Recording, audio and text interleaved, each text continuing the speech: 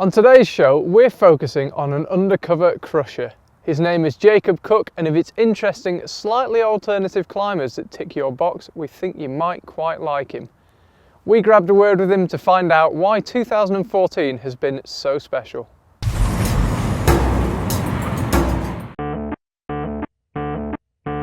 It's so hard to be as good as me, so cool, so really easy. And I don't wanna get what I see, so I bite the hand that feeds me. So my name's Jacob Cook and I'm a climber from England. About a year ago now I decided that I wanted to be a climber, and now I'm not like a millionaire, and I'm also not under the illusion that I'm going to become the best climber ever, but I decided that I just wanted to base my life around climbing and the adventures that I get through climbing. Last winter I spent quite a bit of time climbing on the Gritstone in England. I've kind of grown up amongst like the culture of hard Gritstone climbing in the UK. Last winter I spent quite a lot of time working on a new line I'd seen at Ilkley. I called the route the Lizard King, and it goes at about E9 7A or French 8A plus, and it's not really a route you'd want to fall off.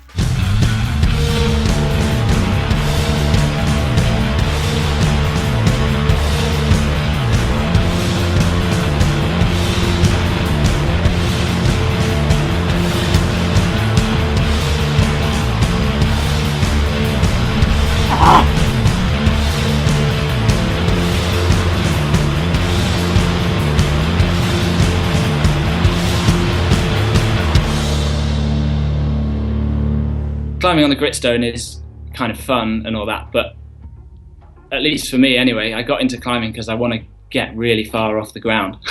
Like I like climbing really high things, and you don't really get that on like 10-meter cliffs on the Gritstone in England. So I decided that I wanted to go to Yosemite.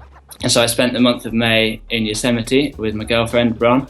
And it was always going to be a bit of a difficult trip because neither of us really had any idea how to crack climb, aid climb, or big wall climb, which were kind of the three main things we were going to be doing. According to a dude that we met called Yosemite, you feel like you're gonna die, man. But it's 5'8", really, 5'8" chimney. How hard could it be? I think I'm gonna be fine.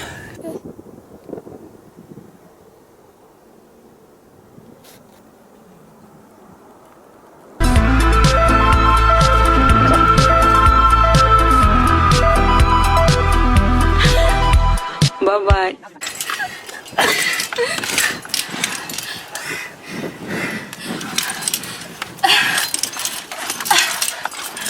But that made it kind of fun because it meant there was like a really quick learning process. So we went from being absolutely terrible in the first week to sort of knowing our way around the systems a lot better by the end. And we sort of, the highlight of our trip, I guess, at the end was we managed to climb the nose on El Cap over 4 days and 3 nights, which was extremely fun. You know what that is? That is the tree at the top of the nose. Woo! Woo! So over the past couple of years, I've sort of started trying to pick up some sponsors and get some support for my climbing. And one thing that I've really noticed is it's actually very little to do with how hard you're climbing, but I do put a lot of effort into publicising the climbs that I do, making fun little videos, just kind of allowing people to become excited about what you're doing is the most important thing. This summer I went on 2 trips to the Verdon Gorge with a friend of mine called Ian Cooper, and the route we wanted to try was a climb called El Topo, which is a 14 pitch route that's kind of in a style that's out of fashion these days. It's lots of like blank grey slab climbing with those kind of like classic Verdon water-worn pockets. It was also particularly enticing because, as far as we know, it hadn't had a continuous free ascent yet. But I think most people had it in their heads that the route was kind of like a one-day proposition. So we kind of moved the goalposts a little bit by trying it actually as a big wall and hauling a portaledge with us and climbing it over several days. For me anyway, it's as important to have a fun time on the route as it is to get up the thing. So we decided to have a Hawaiian party.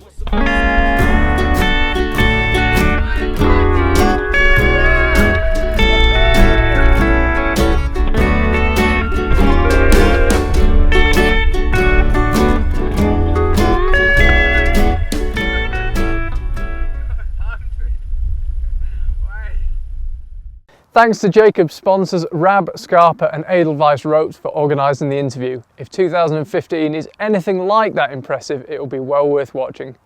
Stay tuned on Climbing Daily for more undercover crushes, and we will see you tomorrow. Following a route is like the purest style you can do.